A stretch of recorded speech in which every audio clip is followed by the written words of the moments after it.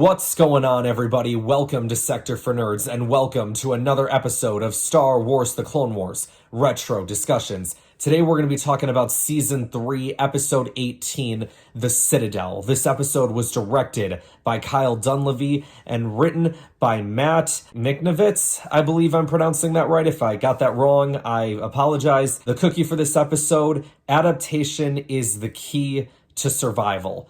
Now, before we begin, make sure to like this video and subscribe to the channel. Plenty of great content every single week. You guys don't want to miss out on any of it. But you guys, it's been a minute. I brought back a special guest that hasn't been on in a little bit, but it is so good to have him back. Please welcome my good friend DJ. What's up, guys? Good to be back here. Thanks for having me, Ryan. Yeah, no, it's great to have you back, man. I've been trying to get you back for a little while, but you've been a busy man. We've both been busy men in terms of just the stuff that we've been doing outside of the YouTube sphere. You know, you've got school going on right now, and I've got work, but then also you and I have adventured down the podcast route together, so we've been working hard on that, right? Oh, yes, we sure have been. It's been a lot of fun. Any professional wrestling fans that are out there, highly recommend that you guys check it out. I'll leave a link for it, at the end of this video so you guys can go and check all that stuff out. We're available on Apple, Spotify, wherever you get your podcasts. We're called the R&D Wrestling Podcast. So just thought I'd throw that little shameless plug out there. And DJ, today, are you ready? We are about to start talking about arguably one of the greatest arcs in the entire Clone Wars, that being the Citadel arc. I couldn't agree more. This is one of the best arcs in the Clone Wars, and I can't wait to get in discussing this. And we're coming off the back of two incredible arcs, potentially all-timer arcs themselves, with the Night Sisters arc, which kind of sets up the return of a certain Sith Lord in the end of Season 4. Oh, yeah. And then we've also got the Mortis arc, which is arguably one of the best arcs of all time in the show. So they were firing on all cylinders, man, towards the end of Season 3. Like, kudos to Lucasfilm and Star Wars, because Season 3 was a banger. Absolutely. So, without any further ado, intro guy, let us know what's going down in the beginning of this episode. Captured! Returning from a perilous assignment in the Outer Rim, Jedi Master Evan Peel's cruiser has fallen under attack and has been boarded. Seeking vital information he carries about the secret hyperspace lanes called the Nexus Route, Separatist forces have taken him alive. Now, the Jedi are preparing a stealth mission into the heart of Separatist space in an effort to rescue Master Peel from the deadly prison known as the Citadel. Thank you, intro guy. Appreciate that. So right away, we get into a briefing, and right away, as you are watching this, you're like, oh, we are going to have one heck of an episode, Ryan, because when you see a briefing, it means we're going in ready to go into a fight, and we're going to go in hard because, man, this episode is just starting, and it's just beginning of a fun episode, man. We have Obi-Wan, Anakin, Plo Koon, and then we get our Troopers 5s and Echo. Yes, we get to see the return of Echo and Fives, who I don't think we've seen, honestly, since I think like the last time you were on here, one of the last times that you were on here at the start of the season. Oh, yeah. And then we also get Commander Cody and Captain Rex. Like, this is one of the best brief rooms to see on television. And I will say, it's also really good to have the clones back, because the last 6 episodes, we really haven't had them. It's been all about, like, the Night Sisters and magic and, you know, with the mysticism of the Mortis gods and the Jedi. So to see the clones back and to see 2 clones that we've been following for a long time with Echo and Fives, it was absolutely incredible. Man, it was so awesome, man. You know, they're briefing this mission, and then from what the sounds of it's going to be, you know, another risky, never done before mission. I'm like, oh yeah, time to sit in and get my popcorn, let's have some fun, And it's all about the Nexus route. Like, this is the information that Master Peel has. I guess from what they were saying is, like, it's a bunch of different hyperspace lanes that the Republic could use to get themselves deep into Separatist territory, but then on the other side of it, the Separatists could use it to slide through Republic defenses and attack key places like Coruscant. The Nexus route is important, but, like, it just brings me back to, the Senate episodes, with Grievous and his droids attacking Coruscant. Like, I see what you're saying, because, yeah. Like, the Nexus route is important, don't get me wrong, but it just brings back the question to me, how did they know where Coruscant was when they said the Nexus route was that important? Dude, I didn't even think about that until you brought it up. That almost does destroy the narrative a little bit, doesn't it? It just kind of does, but I just couldn't stop it, man. Like, I just kept thinking, like, if the Nexus route was that important, then how did in the world did Grievous know where Coruscant was? Okay, well, not necessarily that they would have known where Coruscant was, but do you think because the droids were probably traveling on a registered transport that perhaps like they would have been able to get through like to Coruscant without there being any problems? Because it's if like separatist ships, let's say, were incoming, maybe the Republic would be able to detect them and then cut them off before they get there. But you know what though? I think that does actually solve maybe why they were able to attack Coruscant in Revenge of the Sith is because of the Nexus route, potentially. Like, that's how they could have gotten all their ships in there. But then again, oh man, I can't spoil it though, because we still have like 2 more episodes after this one. But like, sure, you know, little bit of foreshadowing. A certain someone gets the Nexus routes from our good pal Oh, okay, so you think he might be the one that handed off the information. And we're going to introduce that certain someone who gave in a little bit, yeah. Yeah, that absolutely. certain someone, yeah. So we find out, apparently Ahsoka, you know, she got the briefing for this mission, but Plo and Obi-Wan look at her like, you two got a lot to talk about, and Anakin kind of breaks the news that Ahsoka's not going to be coming along on this one. And Ahsoka's very upset about it, and she's like, but you're going over to the Citadel, and Anakin's like, look, this ain't a place for Padawans. This isn't a mission for learning. You either do or you die, and that's not a risk that I'm willing to take. And Ahsoka's whole argument is like, this is a chance for me to learn. This is a chance for me to be able to hone in on my skills. Because she kind of vents about this with Master Plo for a little bit. Did you think after that Plo was going to somehow get her involved on this mission? Like, after you saw that, what was your kind of thoughts? Yeah, I had a feeling that Plo would get her involved because Plo's always been very helpful to Ahsoka. And I feel like to help her grow, Plo would have probably been like, yeah, I'll get you in somehow, some way without Anakin knowing. Sure. They've had that chemistry since the very beginning, I feel like, so. Yeah, they have. They've had that relation, like that close history with each other since the beginning of the show, absolutely. R2-D2, he's got his little dream team of battle droids that are following his commands, which I guess is pretty clever, right? If they're going into the heart of Separatist territory, why not hijack a couple battle droids, kind of make it a little more convincing? I got you. We're reintroduced, let's just say, to a concept all the way back from The Empire Strikes Back, a little thing called carbonite. Because this is Anakin's big plan to get past the life form scanners that are going to try and detect them over on this planet that has the Citadel on it.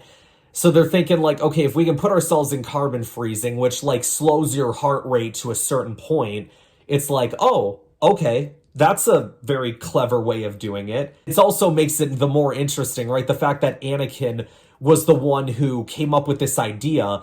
And it is funny because when like Vader's in Empire Strikes Back in that facility where they freeze Han Solo, he says like, you know, this facility is crude, but it should be adequate enough to freeze Skywalker. Like almost kind of like he knew what he was doing. This was kind of like the backstory to that. That was kind of cool to see that again, and to see that carbon freezing again. I'm like, ooh, that's kind of clever because we haven't seen it since episode 5, and to see it in the Clone Wars concept, it was unique to see. The moment that Plo said, may the force be with you, when the shuttle left, I was already thinking, Ahsoka's on board that shuttle, isn't she? And I thought that Plo had assigned her to the mission at that point, like after they had their talk with each other. So just keep that in mind. Speaking of Ahsoka Tano, though, a voice actor that voices Ahsoka Tano, Ashley Eckstein, fun fact, voices the tactical droid that we see in the tower that's like, this is Central Command, please wait until we confirm your cargo. They would do that in the Clone Wars, like get different actors that are already there on the show to voice the battle, or not the battle droids, but the tactical droids. And Ashley Eckstein had the pleasure of voicing this one. But not shying away from James Arnold Taylor, who is the voice of the main villain of the Citadel arc, O.C. Sobek, who also, you know, he, like I said, he voices Obi-Wan Kenobi, very cool in that respect. But anyway, the Jedi get past the blockade, the carbonite thing works, but then they all start getting unfrozen, and Ahsoka walks out, and Anakin's there, and Anakin just casually is like, hey, Snips, just like, nothing's wrong, right? And then he goes, wait a second. And then Obi-Wan, the master of trolling, says, I must be blind, or Ahsoka's on this ship. He's like, no, your eyes are fine. It's Ahsoka's hearing that needs help. And she explains, I discussed the mission with Master Plo. Now, she did say, I thought you knew about this. But then when Anakin goes, well, he didn't tell me, and Ahsoka went, well, you were already in Carbonite. So she kind of contradicted herself a little bit. So it kind of might make you go like, okay, was she assigned to the mission? Was she not? That's a long running question that we're going to have throughout this whole arc, is like, what the heck happened with Ahsoka? Why did she get on this mission? So anyway, we move on with the mission. They're about to go over to the tower, but the wind conditions are too strong for jetpacks, so you can't use that. Obi-Wan brings up the idea to use ascension cables and a steel grip. Can't do that because there's electro mines, and if they hit one of them, they're going to know they're there, which is kind of unfortunate because after they climb this wall and everybody's all at the top, all it took was one more trooper, took one bad step on a rock, fell down, hits the mine, their whole mission is compromised. Isn't that not surprising, though? Because that would make the episode more fun, you know? Damn Charger. You know, you always have to have that one clone, you know, that messes us up. Charger!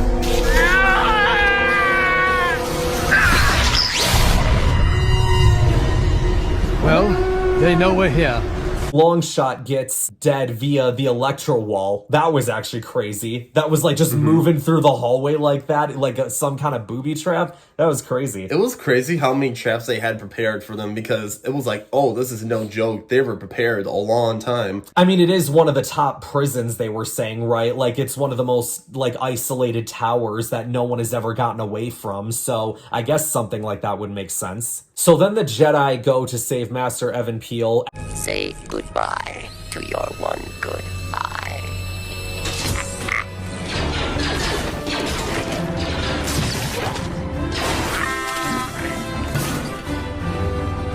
Secure the entrance. Evan Peel, with a little bit of sense of humor, is just like, Obi-Wan, what took you guys so long? And for those who don't know, he was in the Phantom Menace for a little bit. Like, you see him at the end of the movie standing there with Yoda. Like, he's that Jedi. That's really all I knew him from. Maybe he had like some Legends, like books or comics that were made about him as well. So they're gonna get out, right? But then Peel's like, well, hold on, we gotta go get my captain first, because he's got the other half of the information. He said that he erased the computers when they were boarded, and both of them had memorized part of the intel. That way, if somehow Peel ended up cracking, the information would be useless without the other half, which is actually really smart. It was very clever, because you would think like, you got to cover all your bases, right? If they don't have all the information, they're only going to have part of it. And in the beginning with Intro Guy, they did get bored. So I'm like, oh, what happened to the information? And now we know what happened. I do love going back to that intro. They show Evan Peel getting captured. Like, he force pushes the super battle droids, right? But then 3 destroyers with shields walk in, and he's like, all right, I give up, guy. We're not doing this anymore. He's like, I'm done. I will admit that was kind of weird to see that he just gave up, but I'm like, okay, I guess. Then Maybe if they didn't have shields, he would have attempted to put up more of a fight, but since they did have shields, he's like, all right, yeah, I'm not even going to try and mess with this. I surrender. So then they're like, all right, we're going to need a new plan for getting out of here, and they make their way through this hallway. Solvik, by the way, is just like watching on the cameras the whole time, so he's just sitting there like, whoa, ha, ha, ha, ha. And then out come a bunch of commando droids, insert fight sequence.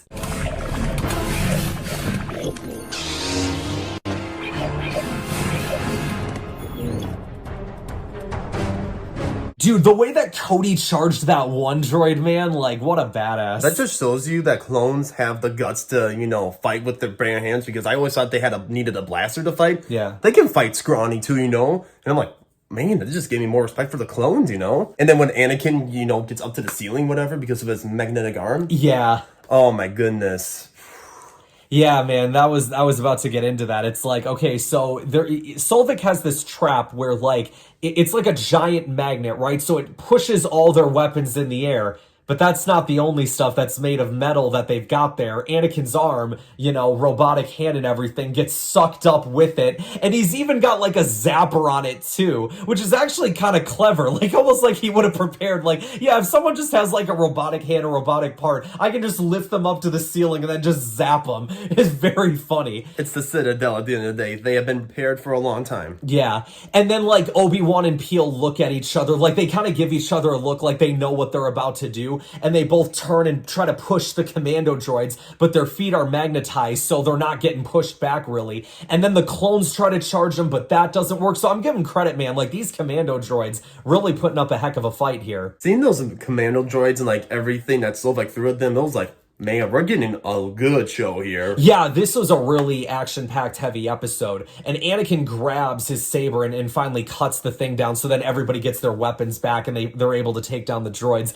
But then I love, like, right before they go, Rex just looks into the camera and shoots it, and he gets so mad, does the main villain. It reminded me of James Bond, when he looked into the camera and then, left. Yeah. Captain Rex reminded me of that. That was very funny. We then end up getting to meet Evan Peele's Captain.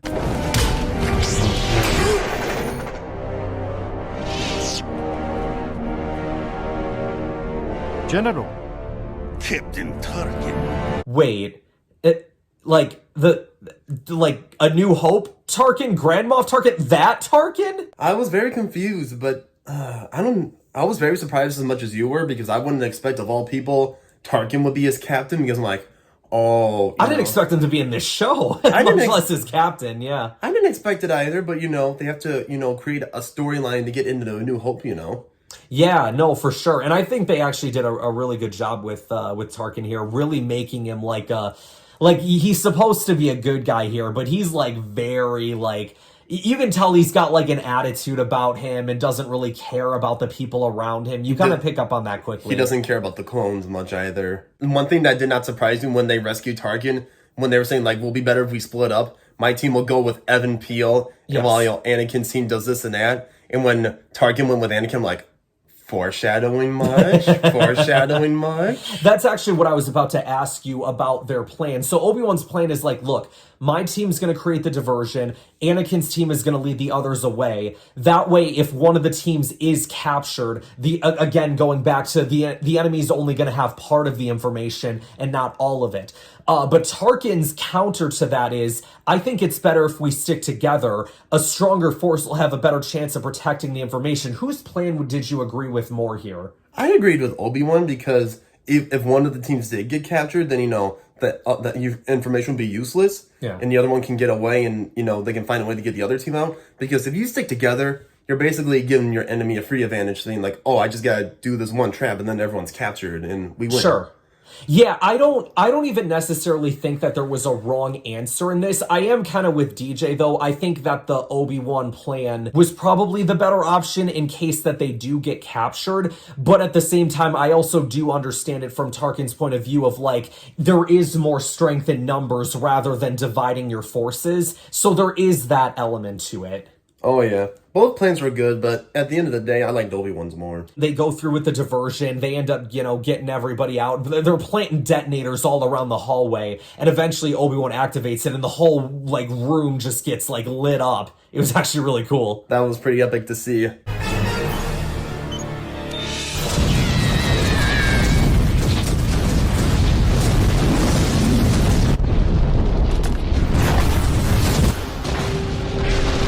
And then you take into counter the final bit of this episode. So they're using old archive data to find this original tunnel that's in there, because they didn't have access to new maps. But they were able to get into this old tunnel, and Tarkin, again, going back to the ungrateful factor, right? He's sitting there complaining with Anakin, well, what happens when things don't go as planned? And I reserve my trust for those who take action, General Skywalker. But then Anakin kind of fires back and is like, all right, bro, chill out. Let me remind you, we're the ones who rescued you back there, and I'm the one who reserves my trust for those who understand gratitude, Captain Tarkin. And Tarkin has this slight smile on his face, almost like he's not used to people talking back to him like that. So I think there was a certain level of respect, oh, okay, this guy knows how to play ball then. I feel like he's maybe not used to people speaking out of term like that. Early foreshadowing chemistry here. Yeah, for sure. Freaking Tarkin and Anakin. And they don't know it yet. Oh my gosh. Dude, I know we haven't gotten to that episode yet, but when they get to that final part and they do the handshake, and you got the dark side music playing, I pop every time for that. It's so good. I pop too. Oh, I love it. A job well done, General Skywalker. But we're getting ahead of ourselves. We're getting too ahead of ourselves here. But a little bit of foreshadowing. It's so exciting for us Star Wars fans. Very exciting. Absolutely. But that concludes part 1 to the Citadel arc. absolutely exciting. You plan on sticking around, right? We gonna talk about part 2 to this arc real quickly Let's after do this? it, man. Yeah, so that'll be next week's episode, you guys. We're going to be talking about the episode Counterattack. We're going to have DJ back on board with that. Very excited. What a great way to start out this episode. Like I said, you guys, the second half of season 3, Clone Wars was just kicking it on all cylinders, and this arc just continued to prove that. Thank you guys so much for watching. DJ, thank you for coming on, my friend. Thank you for letting me talk some Star Wars like always. Always a pleasure to be on. Absolutely. Make sure you guys like this video, subscribe to the channel, share this video with others to help support the channel, and I will see you guys next time.